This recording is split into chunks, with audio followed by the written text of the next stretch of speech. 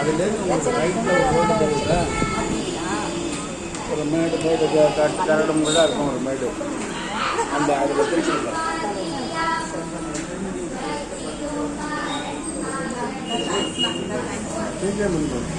சாந்தி நட்டு చెప్పనా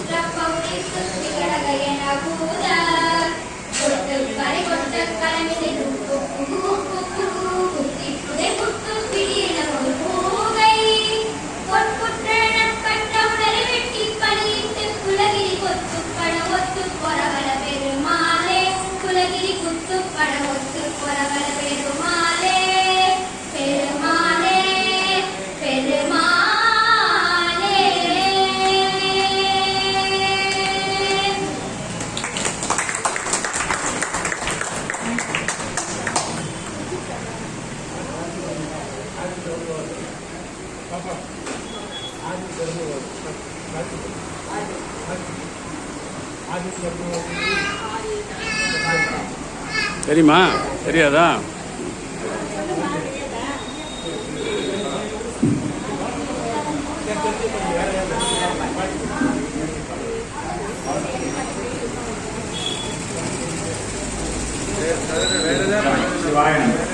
அதாவது குழந்தைங்க இருக்கும்போது திருக்குறள் எழுதுறாங்க. எடுத்த உடனே என்ன பண்ணாங்கன்னா, கம்பீர நாட்டை நாங்க சிவபெருமான குழந்தைங்க, சிவபெருமான குழந்தையாவதுனால எங்களுக்கு சிவனோட அருள் இருக்கு.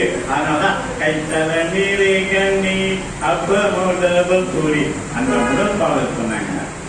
அதுக்கப்புறம் அடுத்தது எங்க போனான்னா, அங்க திருவண்ணாமலையில முருக பெருமானு அருணகிரிநாதன் என்ன சொல்லி கொடுத்தாருன்னா, நீ பாடுப்பா பாடுனாரு. என்ன பாட்டு? நீங்க பாட தெரியாது. அப்படியே முத்தை தருவத்தி திருநகை கத்தி கிழத்தி முத்து சொல்லு வித்து சொல்லுவர என்ன போதும் அப்படின்னு அந்த முத்தைய தர கொத்தி திருவ எங்க கொண்டு வந்து சேர்த்தாங்க பாத்தீங்கன்னா, சண்முக பிரியா சேர்த்தாங்க. ஆக இந்த காவிரி அம்மாவும் இந்த சாதன அம்மாவும் ரெண்டு பேரும் சேர்ந்து அருமையா சாதனையா இந்த காவியமானது இன்றைய தினம் திருப்புகை நிகழ்ச்சி என்ற அளவிலே இவர்கள் 2 பேரையும் பாராட்டி சான்றிதழ் வழங்குமாறு ஐயா குற்றாலிங்க ஐயா அவர்களை அழைக்கின்றேன். சிவாய நம சிவாய நம.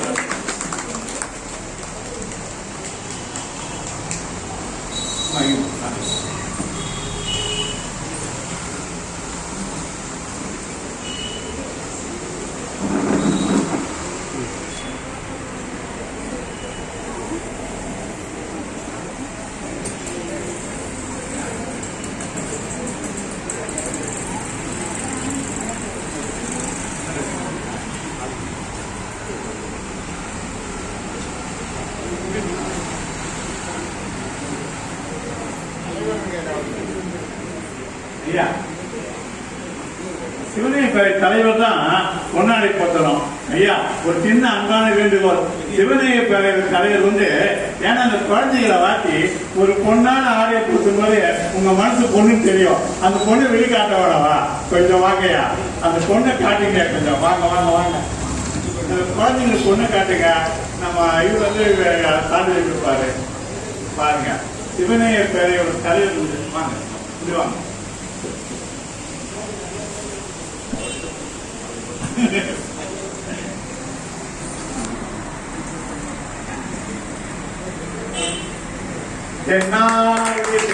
போற்றி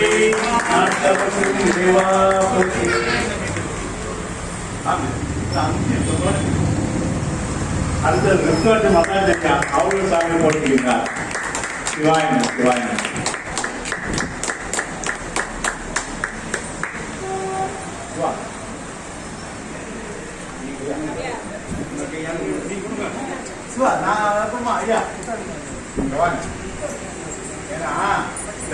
சான்ற இதை கொடுக்கறதுக்குன்னு ஐயா ரொம்ப சிரமப்பட்டார். அதனால அவரே அனுபவிச்சதுதான் அந்த இன்பத்தை பகிர்ந்து கொள்ள முடியும்.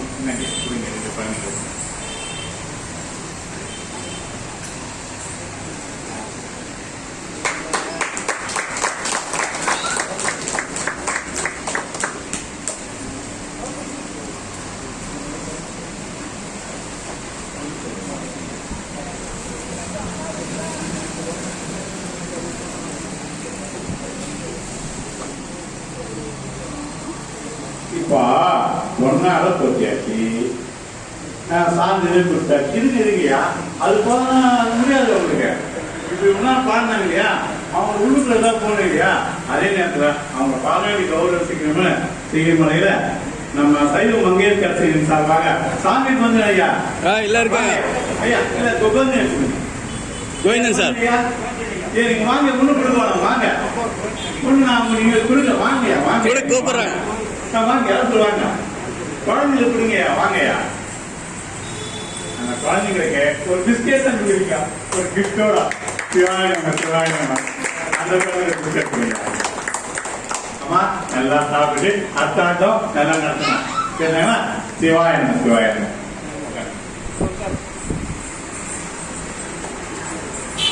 நிகழ்வுகளை அங்கங்க அப்பப்ப பதிவு பண்ணும்போது வாக்கணும். நிகழ்வுகளை அங்கங்க பதிவு பண்ணும்போது அது இருக்கக்கூடிய அருமைகளும் பெருமைகளும் தனி. அந்த பெருமைகளை பார்க்கும் போதுதான் நமக்கே ஒரு ஆச்சரியம் வரும். ஆஹா சிவனேரத்துல வந்து இந்த மாதிரி சிவனடியார்களா இருக்கும்போது இந்த ஆலயத்தில் இந்த மாதிரி நடக்க முடியாதா அப்படியே ஒரு நிகழ்வை பார்க்கிறப்போ மிக அற்புதமான நிகழ்வு.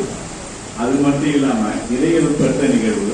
இறையல் பெற்றது மட்டும் இல்லாம திருவள்ளுவர் பெற்ற நிகழ்வு. திருவள்ளுவர் பெற்றது இல்லாம வாழ்நாளில் சிவபோகத்தில் உள்ள நிகழ்வு. வாழ்நாளில் சிவபோகத்தில் உள்ளது மட்டும் இல்லாம நமக்கு பின்னால் இருக்கக்கூடிய வினைகளை கழிக்கக்கூடிய நிகழ்வு. வினைகளை கழித்துகள் மட்டும் இல்லாமல் நமக்கு நிகழ்வு. இந்த அளவில் அவங்க திருப்புகளை அருமையா சொன்னாங்க. இந்த திருப்புகளை கேட்ட பிறகு நம்ம என்ன முருகனுக்கு வந்துட்டோம். அப்ப என்ன பண்றாருன்னா அண்ணபடியாரு அங்க முருகனை பாத்தீங்கல்ல வாங்க வாங்க அப்படின்னு கூப்பிடுறாங்க. அங்க வாங்க வாங்க கூட்டு அழைத்து போறதுன்னு பாத்தீங்கன்னா யாரு பேராசிரியர் ஈஸ்வரி அம்மா. ஈஸ்வரி அம்மா அவர்களே நாங்கள் வருக இந்த அவையிலே உங்களுக்கு கொடுத்த தலைப்பை மதிசடை சூரியர். ஆஹா இந்த அருமையான இந்த சூழ்றதுக்குன்னு ஒரு குச்சாக்கு பாருங்க. காலை குச்சாங்க. அங்க என்ன பண்ணாருன்னா பெருமானு சண்டிகேஸ்வருக்கு சூட்டினாரு. ஆனா பெருமாள் சடையத்துக்காக ஈஸ்வரி அம்மாரே வந்திருக்காங்க. அம்மையார் அவர்களே வருக, உங்களை சொற்களை தருமாறு கேட்டுக்கொள்கின்றேன். சிவாய நம, சிவாய நம.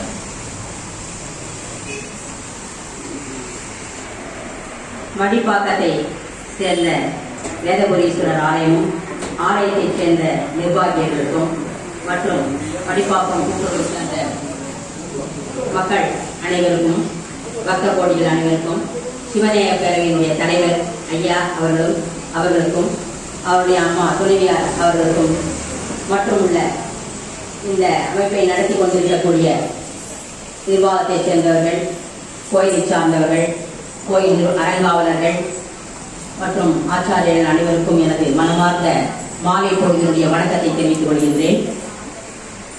இன்றைய தினம் அருமையான ஒரு மாலை நேரம், அதுவும் கார்த்திகை மாதத்தினுடைய நேரம். கார்த்திகை மாதம் என்றால் மிகவும் விமரிசையான மாதம்தான். ஏனென்றால் அதை தொடர்ந்து வரக்கூடிய மார்கழி இன்னும் கேட்கவே வேண்டாம். எல்லாமே இறைவனுக்குரிய மாதங்கள் தான், நம்மை படைத்தவனுக்குரிய மாதங்கள். அதெல்லாம் நம்ம எப்பொழுதுமே அந்த இறைச்சிந்தனையுடன் இருக்க வேண்டும் என்பதற்காகவே இது போன்ற ஆலய தரிசனங்கள் நாம் செய்கின்றோம். ஆலயம் தொழுதல் சாதமும் நன்று. அதனால இப்ப கூட சற்று முன்னால் குழந்தைகள் பாடினார்கள். ஏன்னா நம்மை விட பெரியவர்களை விட குழந்தைகள் தான் அதில் முக்கியமாக பங்கு பெற வேண்டிய அவசியம் கூட இன்றைய காலகட்டத்தில். ஏன்னால் வளர்ந்து வரக்கூடிய அந்த இளைய சமுதாயத்தினர் கடவுள் பக்தியுடன் ஆன்மீக ஒழுக்கத்தை அவர்கள் கற்றுக்கொள்ளும் பொழுதுதான் அவர்களும் சிறப்பார்கள், வீடும் சிறக்கும், நாடும் சிறக்கும், சமுதாயமும் சிறக்கும். அதனால் அவர்கள் எந்த அளவுக்கு கல்வி இருக்கிறதோ அந்த அளவுக்கு ஆன்மீக ஒழுக்கமும் அவர்களுக்கு தேவை என்பதனால அவர்கள் பங்கு கொண்டிருந்தார்கள். அவர்களுக்கு இறைவன் அருள் செய்வார்கள். என்னவென்று கேட்டால், இப்பொழுது இந்த மதிசூடிய பிரான் என்று எனக்கு ஒரு தலைப்பு கொடுத்திருந்தார்கள். எம்பெருமானை பற்றிய, சிவபெருமானை பற்றிய கருத்துக்கள், ஆடல் வல்லானுடைய கருத்துக்கள், கூத்த பிரானுடைய கருத்துக்கள், நடராஜமூர்த்தியாக இருக்கக்கூடிய தில்லை சிதம்பரத்தில் நடமாடிக் கொண்டிருக்கின்ற எம்பெருமான், அவன் மதிசூடி எம்பெருமான், அவனை காணாத கண்களும் கண்கள் அல்ல. பிறவி பெருங்கடல் நீந்துவர், நீந்தார் இறைவனடி சேராதார் என்று கூறுவார்கள். வள்ளுவப் பெருந்தையினுடைய அந்த வார்த்தை பிறவியாகி இந்த பெரிய கடலில் நாம் துன்பப்பட்டு அவதிப்பட்டு இக்கட்டில் மூழ்கியிருக்கின்ற அந்த சமயத்தில் இறைவனுடைய எம்பெருமானுடைய திருவடியை நாம் நினைத்தால் ஒழிய கரையேற முடியாது. அதனால் தான் பிறவி பெருங்கடல் என்று சொன்னார்கள். பிறவியாகி இந்த பெரிய கடல் என்று சொன்னார். அந்த பிறவியை, அதற்குடைய பாவங்களை நீக்கி பாவத்தை அறுப்பவன் எம்பெருமான், சிவபெருமான் தான். அதனால்தான் நினைத்தாலும் நல்லவை கேட்க அனைத்தாலும் ஆன்ற பெருமைகள், நல்லவையெல்லாம் செய்திகளெல்லாம் இந்த ஆலயத்தில் வந்து கேட்பதற்காகவே இது போன்ற ஒரு அமைப்பை ஏற்பாடு செய்திருக்கின்றார். நல்ல செய்திகளெல்லாம் கேட்பதற்கு தான் நமக்கு காதுகள் இருக்கின்றன. நல்ல சொற்களை பேசுவதற்கு தான் நமக்கு வாய் இருக்கிறது. நல்லவற்றை காண்பதற்கு தான் கண்கள் இருக்கின்றன. வாழ்த்த வாயும் நினைக்க மடனெஞ்சும் தாழ்த்த சென்னியும் தந்த தலைவனை சூழ்த்த மாமலர் கூவி புதியாதே வீழ்த்த வாமையே நெடுங்காலமே. நெடுங்காலமா அந்த காலங்களாம் நம்ம வீணடிக்கக்கூடாது. எந்த நேரமும் இறைவனை வாழ்த்த வேண்டும். வாழ்த்துவதற்கு தான் வாய் இருக்கிறது, நினைப்பதற்கு தான் மனம் இருக்கிறது, வணங்குவதற்கு தான் கைகள் இருக்கின்றன, அவனை இறைவனை போற்றுவதற்கு தான் அந்த மலர்கள் எல்லாம் கூட பூக்கின்றன. ஆனால் அவையெல்லாம் இறைவனுக்காக வேண்டும் என்பதுதான். வானாகி மண்ணாகி வழியாகி ஒளியாகி ஊனாகி உயிராகி உண்மையுமாய் இன்மையுமாய் போனாகி யாம் எனதென்ற அவரவரை கூத்தாட்டுவானை வானாகி நின்றானை என் சொல்லி வாழ்த்துவனே. வானாகி இருக்கின்றான், அவன் என்னன்னு நாம் சொல்லி வாழ்த்த முடியும். அவனே எல்லாமே, பிரபஞ்சம் முழுதும் அவனுடையதான். வான் மண், அதாவது பஞ்சபூதங்களா இருக்கிறான் இறைவன் என்று போது அந்த பஞ்சபூதமா இருக்கின்ற இறைவனை வணங்க வேண்டும். பஞ்சாட்சரத்தை சொல்லி வணங்க வேண்டும். பஞ்சாட்சரம் என்று சொல்வது ஓம் நம சிவாய், சிவாய. அந்த ஓம் என்று சொல்லும் போது எல்லாமே அதில் அடங்கக்கூடியது. நம்முடைய மனதில் இருக்கிறது, அந்த மனதை கட்டுப்படுத்த வேண்டும். ஐம்புலன்களை அடக்க வேண்டும். அடக்கிதான் அந்த பஞ்சாட்சரத்தை சொல்லி பார்க்க வேண்டும். எங்கேயோ ஒரு மனதை வைத்துக் கொண்டு நாம் வழங்கக்கூடாது. அதாவது ஆலய வழிபாடு என்று சொன்னால் அங்கு ஒரு கண்ணும் இங்கொரு கண்ணும் ஆலய வழிபாடு அல்ல. இறைவனை முழுவதுமாக தியானித்து முழு சிந்தனையோடு யோக நிலையில் இருந்து தியான நிலையில் இருந்து இறை வழிபாடு செய்கின்ற பொழுது அவனுடைய அருள் கடாட்சம் கட்டாயம் நமக்கு கிடைக்கும். நம் உள்ளத்துல கூடிய ஆணவம், கண்மம், மாயை மூன்றுமே நீங்க வேண்டும். அந்த ஆணவம், கண்மம், மாயை மூன்று நீங்குகின்ற சமயத்துல தான் இறை அந்த ஆன்மாவான் இறையுடன் ஒன்று சேரும். நம்ம உடல் இருக்கிறது அல்லவா, அந்த உடல் அழியக்கூடியது. ஆனா உடலுக்குள் இருக்கின்ற ஆன்மா அழியாது. அந்த ஆன்மா என்பதுதான் பறக்கும் இறைவனுடைய அருள்.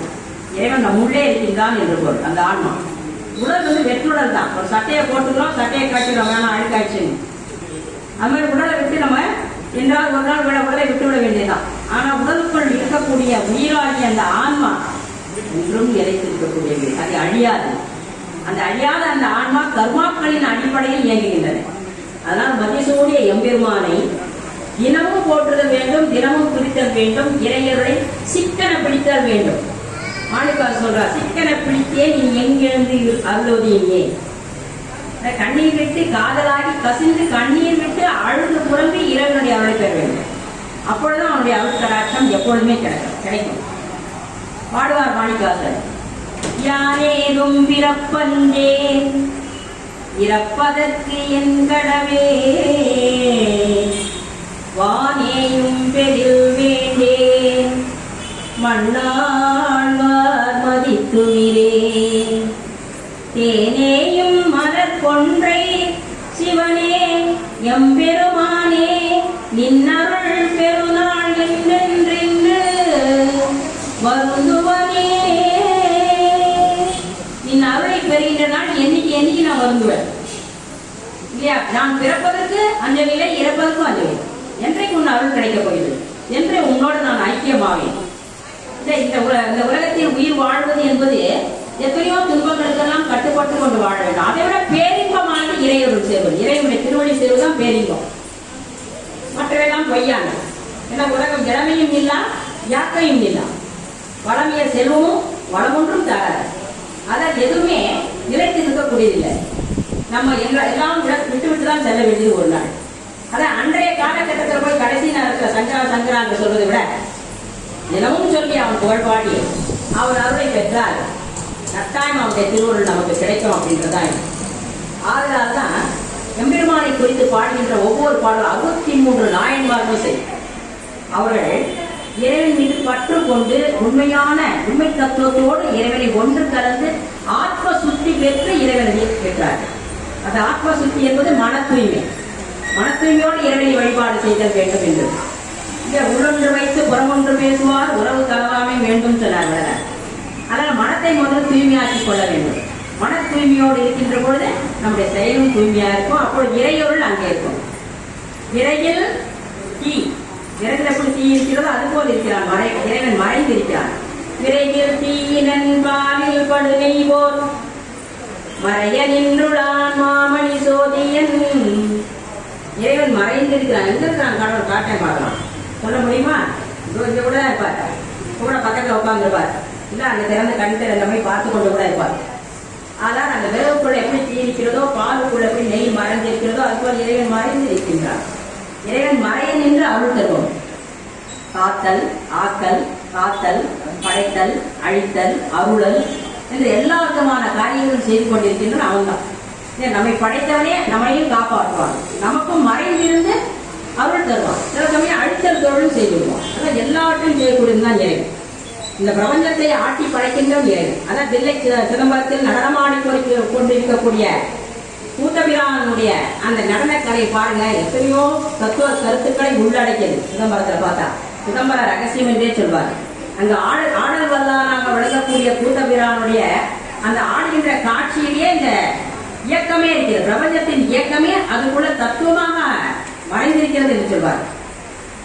அவள் ஒரு கால் தூக்கி வலது காலை ஊன்றி இடது காலை தூக்கி அந்த இடது காலின் கைகள் கீழே காலை மடக்கி வளைத்திருப்பார்.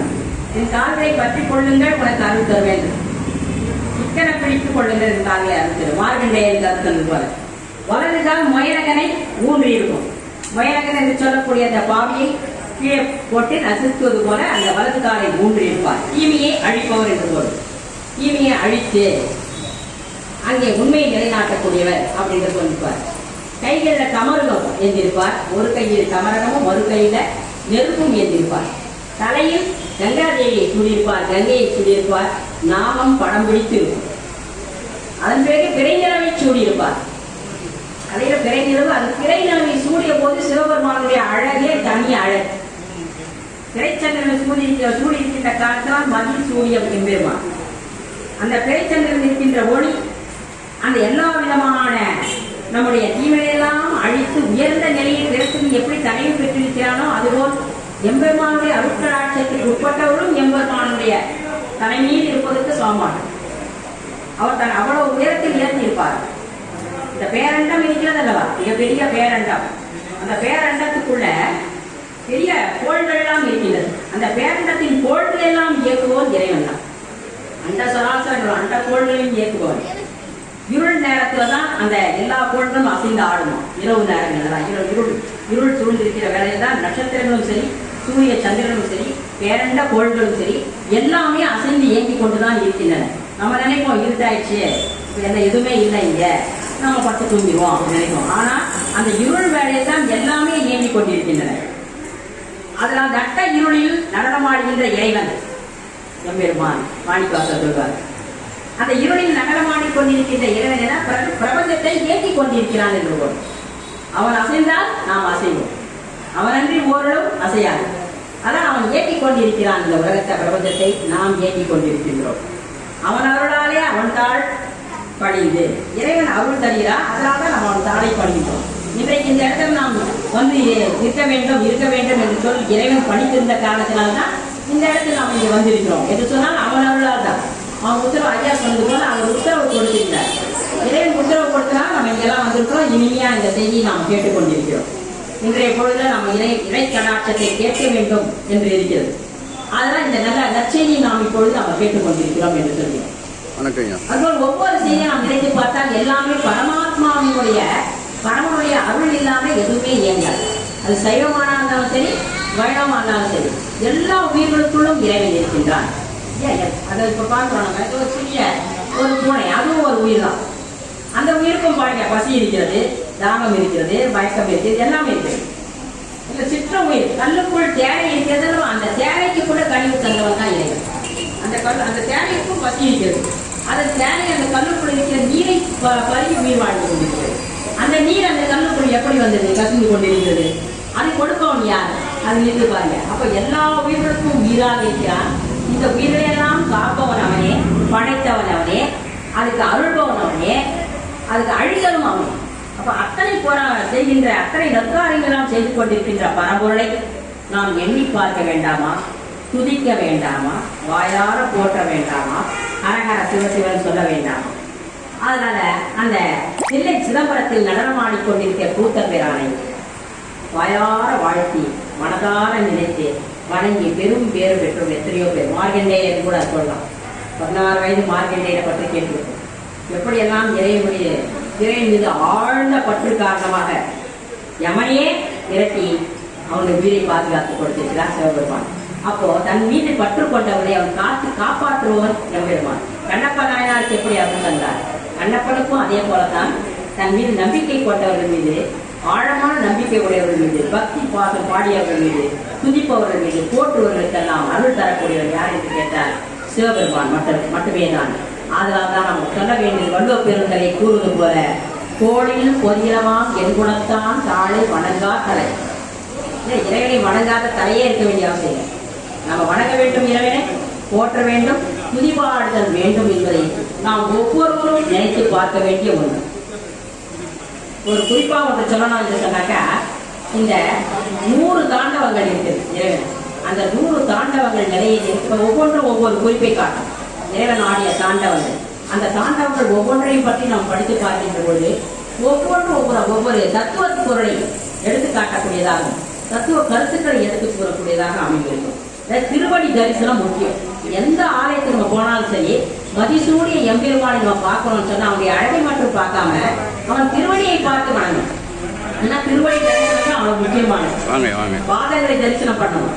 இப்ப கூட பெருமாள் பார்க்கடல படுத்துக்கானா லட்சுமி பாதத்துக்கிட்ட தான் உட்காந்துருப்பான். இப்ப நாராயணமூர்த்தி பாத்தீங்கன்னா பாத தரிசனம் படுத்துவா, லட்சுமி தேவி பாதத்துக்கிட்ட தான் அமர்ந்திருப்பான். ஆனால் அந்த பாத தரிசனம், திருவடி தரிசனம் என்பது முக்தி தரக்கூடியது. முக்தி என்பது மோட்ச நிலை, பிறவா வரா. காரைக்கால் அம்மையார் கேட்டாங்க பாருங்க, உனக்கு என்ன வரம் வேண்டும் கேளு கேட்டாங்க சிவபெருமான். நிறைய நம்ம சொல்லுவோம், அடுக்கடுக்கா சொல்லிக் கொண்டே போவோம். வரமா கேட்டீங்க, நான் சொல்றேன் பாருங்க, எனக்கு எத்தனை வயசு நான் உயிர் வாழணும், எனக்கு என்னென்ன பொருள்கள் வேண்டும், இப்படியே நம்ம பட்டியல் போடுவோம்.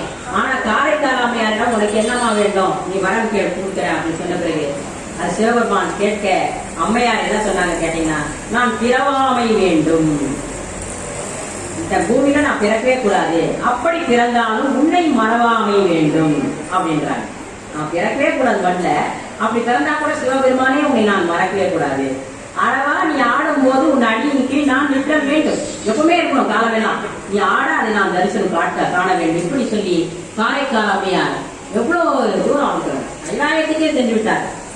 கைலாய மலைக்கே தலைவிழா நடந்து சொல்லி எம்பெருமானை தரிசனம் செய்திருக்கிறார்கள். அந்த மதிசூடிய எம்பெருமானை, உலகத்துக்கெல்லாம் படி அழைக்கின்ற எம்பெருமானை காரைக்கால் அம்மையார் கேட்கிறது பிறவாமை வேண்டும் கேட்டது போல ஒவ்வொருவரும், ஒவ்வொரு நாயன்மார்களும் சரி, ஒவ்வொரு அடியார்களும் சரி, ஒவ்வொரு சாதுக்களும் சரி, பிறவாமை என்ற வரத்தை கேட்பதுதான் உயர்வு, முக்தியை கேட்பதுதான் உயர்வு, இறைவனோடு ஒன்று கலத்தலை கேட்பதுதான் உயர்வு. அதை தவிர மீண்டும் பிறந்த இந்த பூமியில அதோ இந்த கலியுகத்துல பிறப்பது என்பது மிக மிக கொடுமையான, கலியுகத்துலதான் மிகவும் துன்பம் வாய்ந்த ஒரு சந்தர்ப்பம் இப்ப நடந்து கொண்டு உங்களுக்கே தெரியும்.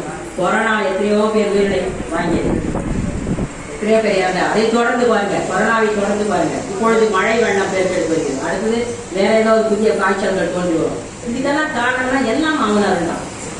அத்தனை பேர் ஒரு சிலர் படைத்திருக்கிறார்கள் என்று சொன்னால் அவர்களுடைய கர்மாக்கள்.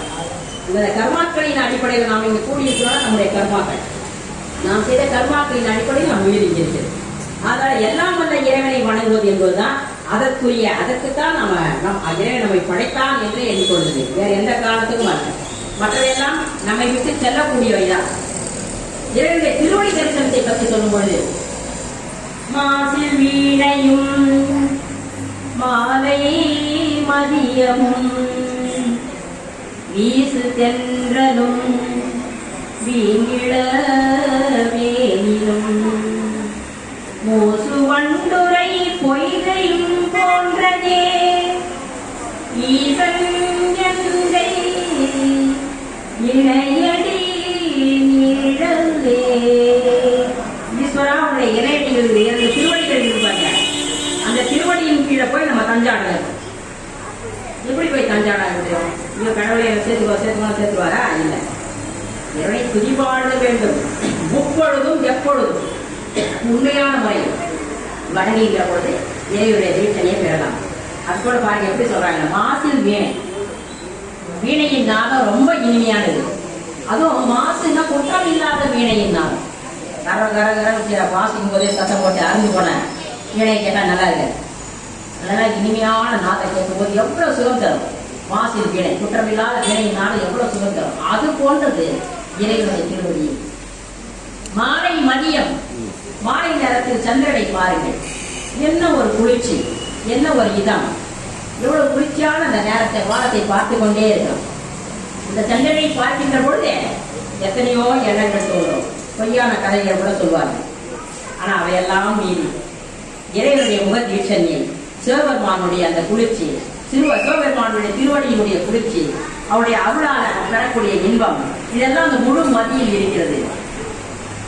மாலை மதியம், மாலை நேரத்தில் வரக்கூடிய மதியம், வீசு தென்றல், தென்றல் காற்றினுடைய குளிர்ச்சி எப்படி இருக்கும், இதமானது. வீங்கி இளவேணி, முதுவேணின்னு சொல்ல நல்ல வெயில் அது தாங்க முடியாது, இளவேணி, வெயில் காலத்துக்கு முன்னாடி இளவேணி, இதெல்லாம் நமக்கு உடலுக்கு ஏற்ப நல்ல ஒரு குளிர்ச்சியை தரக்கூடியது. அது போன்றது இறைவனுடைய திருவடி தரிசனம். அத்தகைய இறைவனுடைய திருவடிகளை நாம் சென்று செய்கின்ற பொழுது நமக்கு துன்பம் இருக்காது, இன்பமே வந்து சேரும். அதாவது உலக இன்பம் என்பது அழியக்கூடியது, பேரின்பம் என்பது நிலைத்து இருக்கக்கூடியது. பேரின்பம் என்று சொல்லக்கூடியது என்று கேட்டால் இறைவனுடைய திருவடி தரிசனமே பேரின்பம், இறைவனோடு ஒன்று கலத்தலே பேரின்பம், இறைவனோடு சேர்ந்து முக்தி அடைதலே பேரின்பம். அந்த முக்தி அடைதல் வேண்டும் என்றால் உள்ள தூய்மை வேண்டும். திருமுறை சொல்றார், உள்ளம் தூய்மையா இருத்தல் வேண்டும், நம் மனம் தூய்மையா இருத்தல் வேண்டும். மனம் தூய்மையா இருந்தா வாக்கும் தூய்மையா இருக்கும், தூய்மையான உள்ளத்தில் இறைவன் கட்டாயம் வந்து கொண்டிருப்பான். அதாவது உள்ள தூய்மை என்பது அவசியம் என்கிறார். சிவ சிவ என்கிற தீவினையாள சிவ சிவ என்றிட தீவினை மாளும் சிவ சிவ என்றிட தேவருமாவார் சிவ சிவ என்றிட சிவகதிதானே. சிவ சிவ என்றிட நம்முடைய தீமையெல்லாம் போயிடும். தீமைன்னா என்ன தீமை? ஏதாவது தப்பு பண்ணிட்டோமா? அது இல்லை, பாவங்கள். நாம் செய்த பாவம், நம் முன்னோர்கள் செய்த பாவம், மூதாதையர்கள் செய்த பாவம், தாத்தா பாட்டன் பாட்டி கூட்டன் கூட்டி இவர்கள் செய்த கர்மாக்கள் பாவங்கள் எல்லாமே சிவ சிவ என்றிட தீவினை மாறும். சிவ சிவ என்றிட தேவமாவார்கள். தேவாதி தேவர்கள் கூட ஆயிடலாம். தேவலோகத்தை உச்ச பதவியை கூட பெறலாம் சிவசிவ என்ற சொல்லிட. அது மட்டும் இல்லை, இறைவனோட ஒன்று சேர்ந்து விடலாம். சிவகதிதானே, சிவகதியாகிய அந்த மோட்ச உலகத்தை நாம் பெறலாம், முக்தி நிலையை நாம் பெறலாம். ஆனால் சிவகதியை பெறலாம். சிவகதி கிடைப்பது எவ்வளவு அருமையானது. அந்த நிலையை சென்று சேரலாம் என்றால் இறைவனோடு ஒன்று செலுத்த வேண்டும், இறைவனோடு மனம் ஒன்று காத்தல் வேண்டும். அதுபட்ட பசுக்கு தானம் செய்தல் சொல்றாங்க பாருங்க, அதுவும் பிற முக்தி அளிப்பதற்கு ஒரு வழி. வாயற்ற ஜீவன்களுக்கு உணவு வழங்குவதும் முக்தி அளிப்பதற்குரிய வழி. பசுதானம் கோதானம் செய்வது முக்தி அளிப்பதற்கு ஒரு வழி. நம்மளாம் நினைப்போம், இங்கெல்லாம் பாவங்களை எப்படி கரைப்பது, புண்ணியங்களை எப்படி சேர்ப்பது, இல்லாதவர்களுக்கு கொடுப்பது, ஏழை எளியவர்களுக்கு கொடுப்பது, தான தர்மங்களை செய்வது. அது மட்டும் இல்ல, நமக்கு செல்வம் படைத்தால் பிறருக்கு கொடுப்பது, அதெல்லாம் தான் முக்தி அளிப்பதற்குரிய ஒரு வழி. ஈதல், இசைப்பட வாழ்தல், அது வல்லது ஊதியம் இல்லை உயிருக்கு. இல்ல, நமக்கு பொருள் படைத்தவன் பொருள் இல்லாதது கொடுத்தல் வேண்டும். பொருள் இல்லாதவனுக்கு கொடுக்கின்ற போது ஏழையின் சிரிப்பதை இறைவனை காணலாம் சொன்னாங்க. ஏழை மனமான மகிழ்ச்சியோட சிரிக்கிறாப்பா, பரவாயில்ல கொடுத்த நீ நல்லா இருப்பப்பா, ஒரு வார்த்தை சொல்லலாம் ஏழைனா அந்த கட்டாயம் இந்த புண்ணியம் நமக்கு வந்து சேரும். ஆனா பணம் இருக்கிறவன் பணம் இருக்கிறவனுக்கே கொடுப்பது பெருமையான. பணம் உள்ளவன் பணம் இல்லாதவனுக்கு கொடுப்பது ஏழையின் சிரிப்பில் ஏழை காண்பது. அதுதான் சொன்னேன்.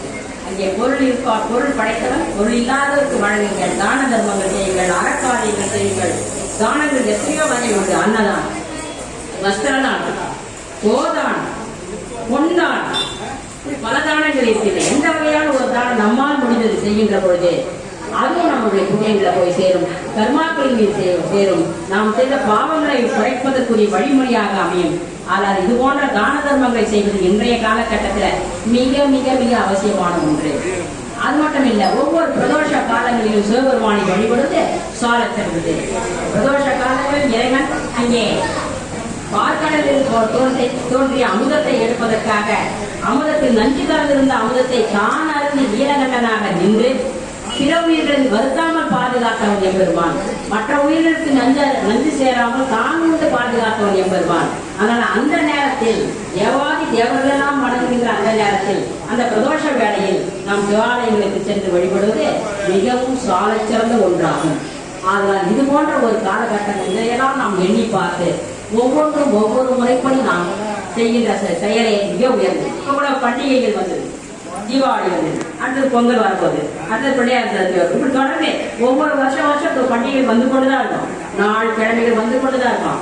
ஆனா அதையெல்லாம் நாம மட்டும் கொண்டாடி மகிழ்ச்சி அடைவது பெருமையா இல்ல, மற்றவர்களுக்கும் கொடுக்க வேண்டும். மதம், மொழி, இனம், சாதி, மொழி எதுவுமே பார்க்க கூடாது. எல்லாரும் ஒரே மனிதன் தான். சார் 8 மணிக்கு நான் கொண்டு விடுறேன், உட்காருங்க. நான் ஒரு வீடு கலாச்சாரம், குழந்தைங்க டான்ஸ் ஒன்றுபட்டு வாழ்க்கை. படமாடும் கோயில் பகவத் போன்று கீயில், நடமாடும் கோயில் நம்பர் கங்காகா, நடமாடும் கோயில் நம்பர் போன்று படமாடும் கோயில் பகவத். என்ன அருமையான அந்த பாடலை கொஞ்சம் சிந்தித்து பார்த்தா உங்களுக்கு தெரியும். படத்தில் இருக்கிறார் அந்த படத்துக்கு முன்னாடி நல்ல வாழைப்பழம் நட்டு பூந்தி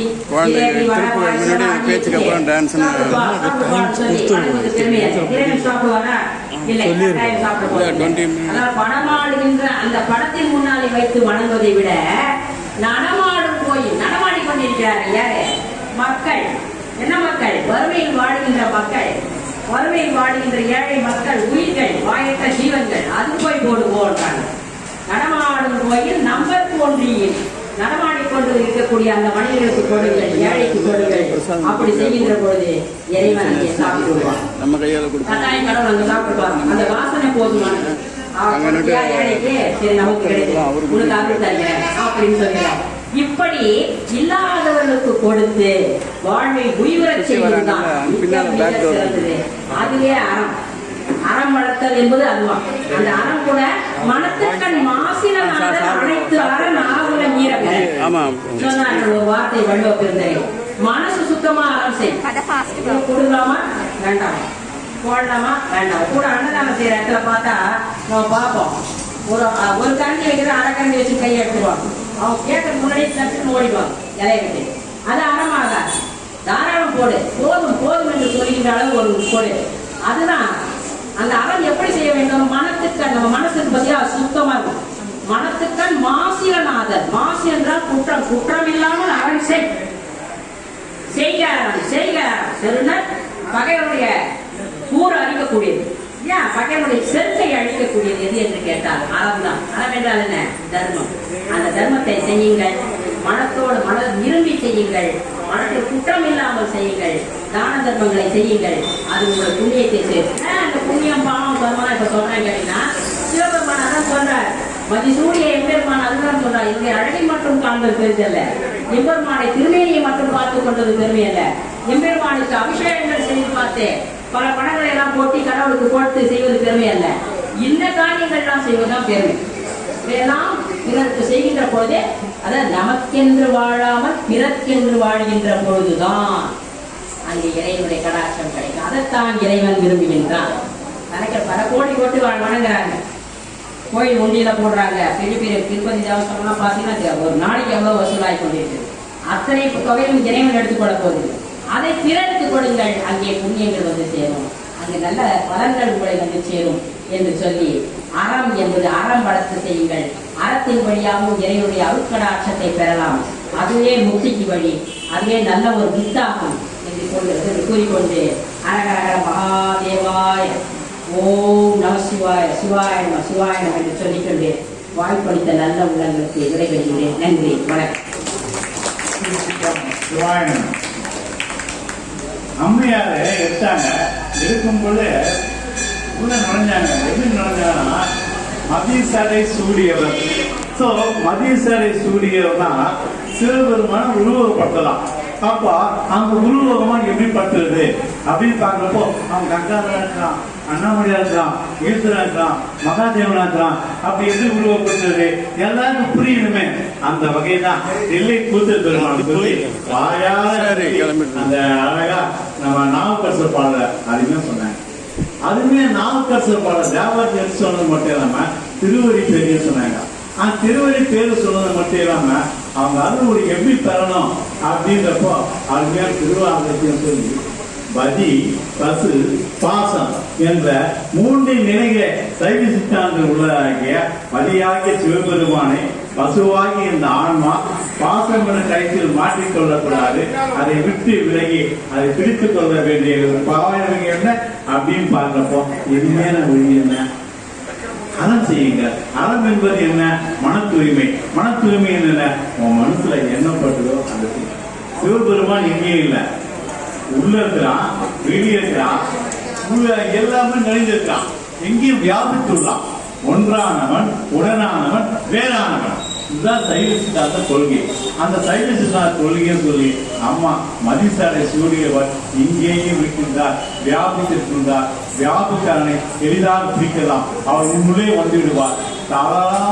தவறாது நினையுங்கள், அவனை நினைத்து போற்றுங்கள், தவம் செய்யுங்கள் என்று சொல்லியிருக்காங்க. மிக்க நன்றி சிவா. சிவாய நம, சிவாய நம. மதிசடை சூடியவருக்கு நம்ம சிவனைய பேரவையின் தலைவி அம்மையார் அவர்கள் வராங்க, பொன்னாடை கொடுக்குறாங்க. கேட்டுக்கொள்ளுமாறு கேட்டுக்கொள்கின்றேன். சிவா சிவாய நம. தென்னாருடைய சிவனே போற்றி.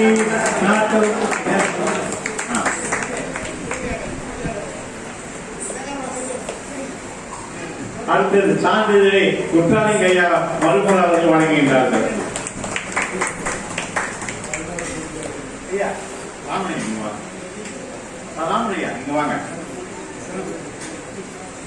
அடுத்து அம்மையாருக்கு நம்ம நம்ம கொடுக்க வேண்டிய ஒரு சின்ன கிஃப்ட் நிறைய கொடுக்க முடியல. அவன் எங்கால முடிஞ்ச கிஃப்டா சைவ மக்கள் கருத்து தாமனை வந்து வழங்குகிறார்.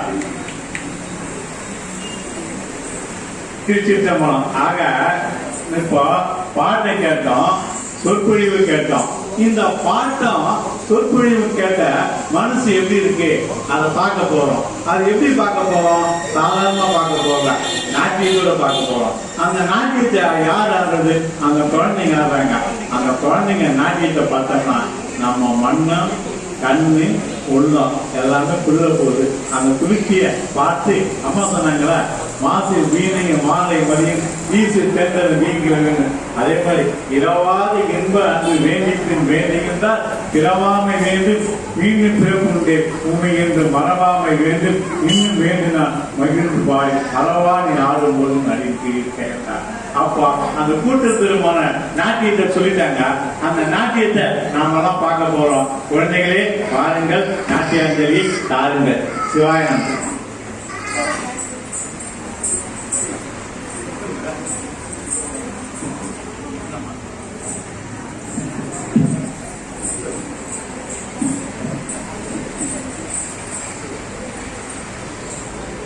வணக்கம். என் பெயர் சாரு பார்த்திபன். என் நாட்டிய பள்ளியின் பெயர் ஸ்ரீ அன்னை நாட்டியாலயா. என் குருவின் பெயர் ஸ்ரீமதி காயத்ரி வெங்கடரமணி. நான் இப்போது நடனம் ஆடப் போகிறேன். கண்டு கழித்து ரசியுங்கள்.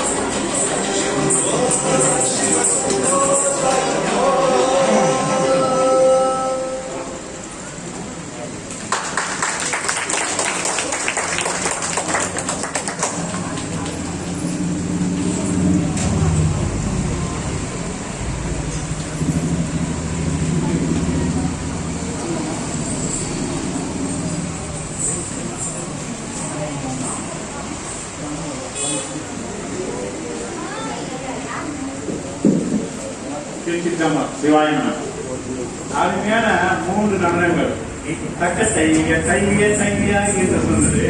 அது மட்டும் இல்லாம பழனி முருகனை வரவழைச்சு அப்புறம் கடைசியா சிவசொம்போன்னு சொல்லி அந்த தக்கங்க பேர் சேர்த்த நிகழ்ச்சி அந்த குழந்தைக்கு பாராட்டி பொன்னாட போட்டுமாறு நம்ம ஐயா அவரை ஆமா நம்ம சிவனை பேரவை ஆனந்திராமன் அவர்கள் பொன்னாடை போட்டுமாறு கேட்டுக்கொள்கின்றேன். தென்னாருடைய சிவனை போற்றி எல்லா தவறுக்கும் நிறைவா போற்றி சான்றிதழை நிறுவனர் குற்றாலிங்க ஐயா தருவார் கேட்டுக்கொள்கிறேன். சிவாயன சிவாயன.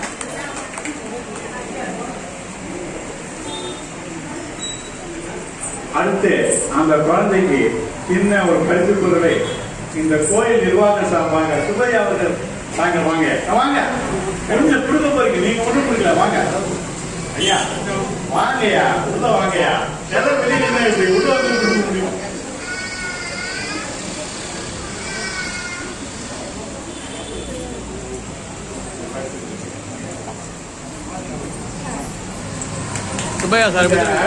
குழந்தைய தந்த அன்னை நாட்டியால சேர்த்து இந்த குழந்தைய கொண்டு வந்தாங்க பாருங்க. அது சாரு அம்மா அவர்களே தாங்களும் வாங்க. உங்களுக்கு ஒரு கிஃப்ட் இருக்குமா? அம்மா நீ கொடுமா வாங்க. ஏன்னா ஒரு குழந்தைய உருவாக்க சாதாரண விஷயமா அவங்க நம்ம பாராட்டு இல்லையா? அவங்க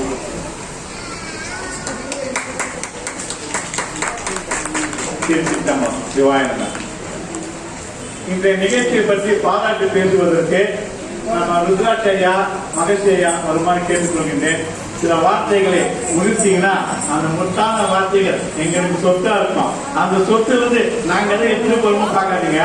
எங்க மனசுல போட்டுப்போம். நாங்க வந்து செய்ய முடியாது. அந்த மித்துக்கள் விளைவதற்காக நாங்களே வருக. ஐயா ருத்ராட்சையா வாங்கய்யா.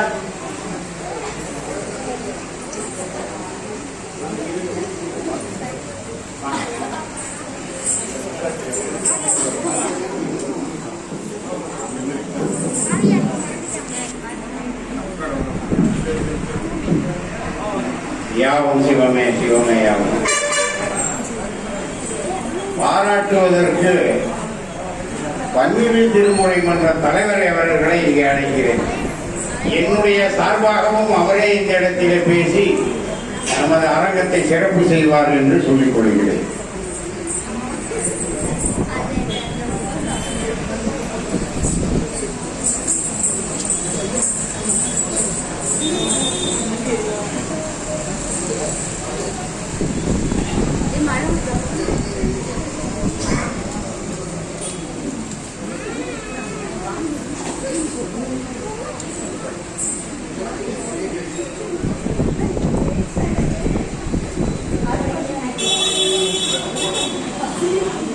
ஓம் ஸ்ரீ குருப்யோ நமः.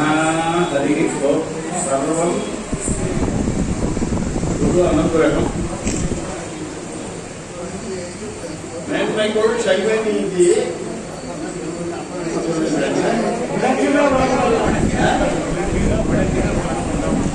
மேன்மைக்குள் சைவ நீதி விளங்குக உலகமெல்லாம். உலகமெல்லாம் இல்லையா? சொல்லிட்டே இருந்தாரு, எல்லாம் சொல்லிட்டு இருக்கோம். அந்த சைவ நீதி விளங்கணும். இப்போ ஒரு 25-30 பேருக்கு ஒரு சைவ நீதிய இந்த விழா மூலமாக கொஞ்சம் தெரியப்படுத்திருக்கோம் அப்படின்னு அதிகாரம் நாங்கள் நினைக்கிறோம். சரியா? இவருடைய வயது என்ன? 80. பேசாம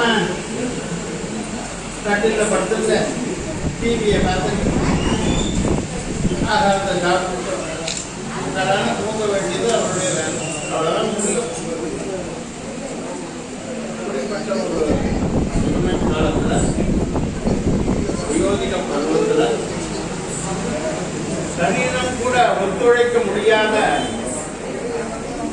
ஒரு நேரத்துல அந்த ஆன்மீகத்தினுடைய ஒரு வேகம், ஒரு வைராக்கியம், ஒரு பக்தி, ஒரு இறை தொண்டு, ஒரு ஈடுபாடு, இறை உணர்வினை மக்களிடம் புகுத்துவதில் ஒரு ஆர்வம், இவை அனைத்தும் சேர்ந்து சென்ற ஆண்டு மார்கழி மாதம் மட்டும் இருந்தது. இந்த மாதம் இந்த வருடம் கார்த்திகையில் அத்துடன் சேர்த்து கொண்டது. இப்படி பெருகிக் கொண்டிருக்கிறது. இறைவன் திருவடியை நாடுபவர்களுக்கு இறைவனுடைய அருள் உண்டு என்பதற்கு நமது முத்தாலிங்கம் ஐயா ஒரு நிதர்சனமான நிரூபணம். அவருடன் சேர்ந்து அடியார்களாகிய நாங்கள் அனைவரும் அவர் எடுக்கும் முயற்சிகளுக்கு, அவர் தொடங்கும் சிந்தனைகளுக்கு, அவர் நிறைவேற்ற வேண்டும் என்று நினைக்கும் செயல்களுக்கு உற்ற துணையாக இருந்து எல்லாம் வல்ல இன்பெருமான் உங்களுக்கெல்லாம் அருள் செய்து சீரும் சிறப்புடன் பேரும் புகழுடன் வாழ அனைவரையும் வாழ்க்கை வணங்குகிறோம். ஒரே ஒரு வார்த்தை,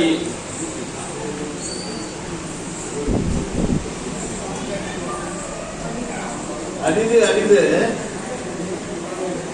மானிடர் பிறத்தல் அரிது. இப்போ நம்மளாம் மனுஷாலா பிறந்தது ரொம்ப ரொம்ப ரொம்ப பெரிய ஆளுக்கு பெரிய ஜென்மம். நம்ம ஜென்மம் அரிது அரிது மானிடராய் பிறந்தது. மானிடரா பிறந்துட்டோம்.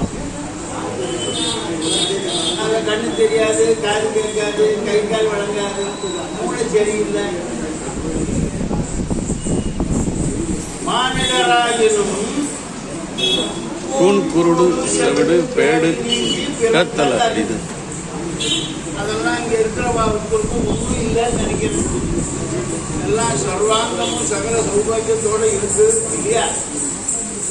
சரி, கூன் குருடு செவிடு பேடு நீங்க நம்ம வந்துட்டோம். எறும்பு 81 சேரம் 84 100,000 யோனி வேதம் நிறை சேர படைத்து அவற்றின் உயிருக்கு உயிராய் அங்கங்கே நின்றார்.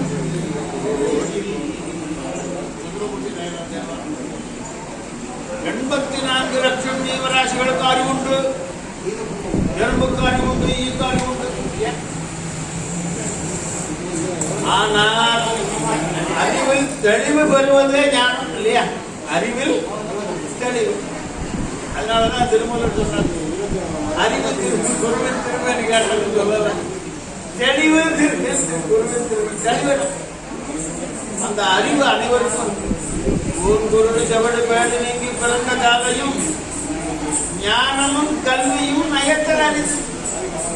எத்தனையோ பேர் படிக்க முடியாம கஷ்டப்பட்ட, படிக்க முடியல, ஒன்றாவது வசதி இல்லை, தாய் தகப்பன் பிரச்சனைகள், அனாதைகள் ஆயிடுவா, பிரச்சனைகள்னால படிக்க முடியல.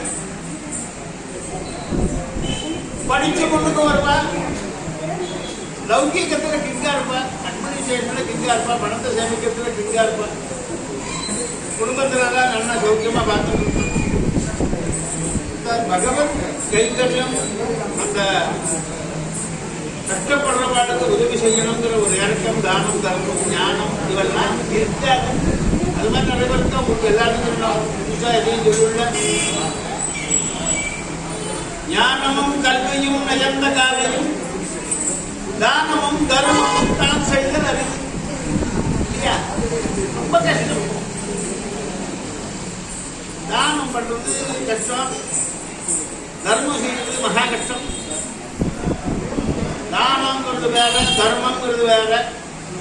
தானங்கிறது கொடுத்து எதிர்பார்க்கிறது. பகவானுக்கே கொடுத்தது, கோதானம் கொடுத்தேன், சூதானம் கொடுத்தேன், சொல்றதானம் கொடுத்தேன், சரி பரிகாரம் பண்ண கொடுத்தாங்க. ஒன்றும் இது நடக்கணும், வேண்டுதான் கொடுத்தாங்க. அது காரணம். தர்மம் பாராமல். யாருக்கு தர்மம் என்பதற்கு ஒரு சிறிய இலக்கணம் என்ன சொல்றா பெரியவாழ்ல சொல்லியிருக்கா, உபகாரம் மறுபடி நமக்கு தேவையில்லாமல், எதிர்பார்க்காமல், நமக்கு முன்பின் அறிமுகம் இல்லாமல் ஒருவருக்கு செய்வது, உதவி செய்வதே தர்மம்னு சொல்லியிருக்கோம். தெரிஞ்ச வாழ்க்கை கொடுத்தா உட்காந்து கல்யாணத்துக்கு நான் 1000 ரூபாய் எழுதினா எழுதி வச்சு பண்ணிக்கலாம். உத்ராக்கர் மாமா வந்து கல்யாணத்துக்கு 1000 ரூபாய் கொடுத்த அட்லீஸ்ட் 500 ரூபா கொடுக்கணும்பா, எழுதி வச்சுக்குவா இல்லையா? அது எதிர்பார்த்து செய்யும். அது எப்படி தர்மமாகும்?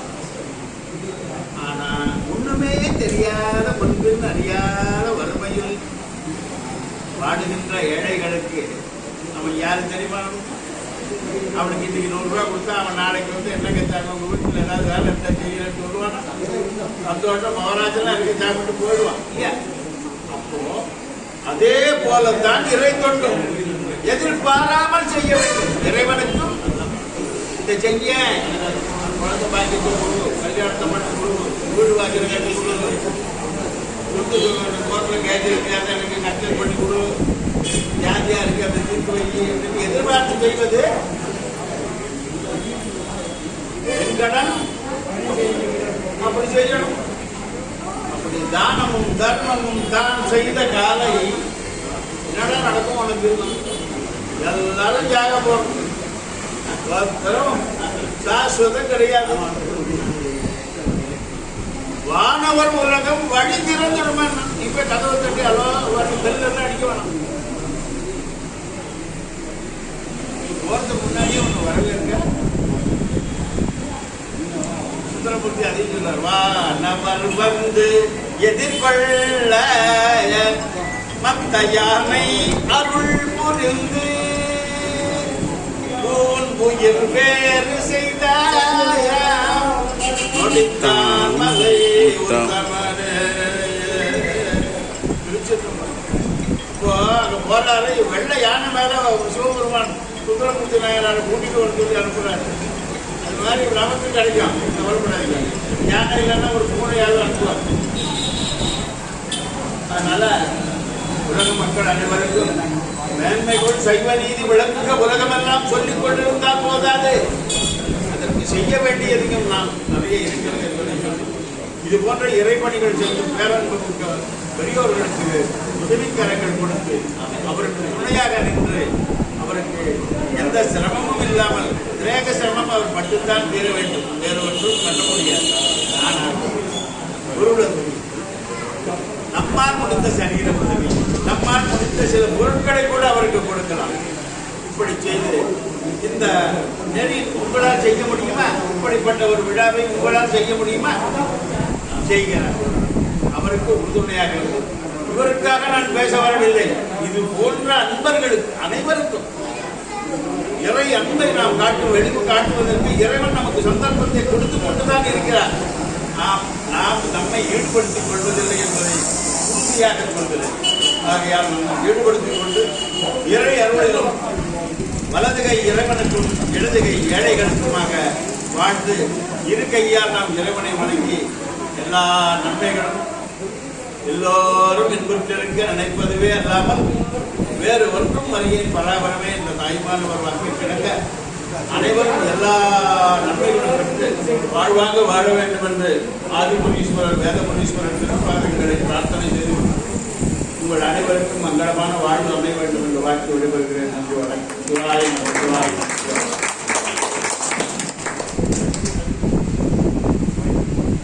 சிவாய் சிவாய் ஐயா ஐயா சிவனை பேருக்கு தலைவர் அகஸ்டிய ஐயா வந்து 2 வார்த்தை பேச அழைக்கிறேன். 2 வார்த்தைங்க. அவர் 1 வார்த்தை சொன்னாரு, 2 வார்த்தை ஐயா வந்து பேசி முடிச்சு 2 வார்த்தை சொல்லிட்டாரு.